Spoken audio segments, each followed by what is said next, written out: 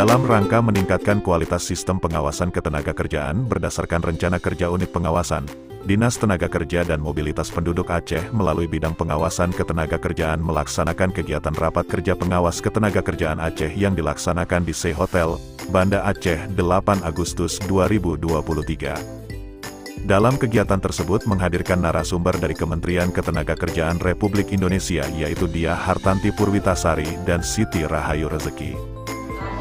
Assalamualaikum warahmatullahi wabarakatuh. Kami dari Direktorat Bina Sistem Pengawasan Ketenagakerjaan Kementerian Ketenagakerjaan ingin mengucapkan apresiasi yang sangat kepada Provinsi Aceh khususnya Dinas Tenaga Kerja dan Transmigrasi Aceh bahwa telah menyusun pelaksanaan Rencana Kerja Unit Kerja Pengawasan Ketenagakerjaan.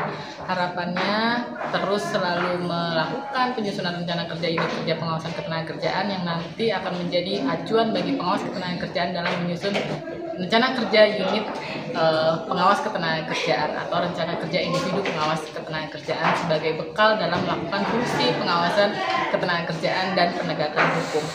Salam 351. Kepala Dinas Tenaga Kerja dan Mobilitas Penduduk Aceh yang diwakili Erwin Ferdinansyah, selaku Kabid Pengawasan Ketenagakerjaan dalam sambutannya sekaligus membuka acara, mengatakan pengawas ketenagakerjaan menjadi pilar terpenting dalam penegakan hukum bidang ketenagakerjaan.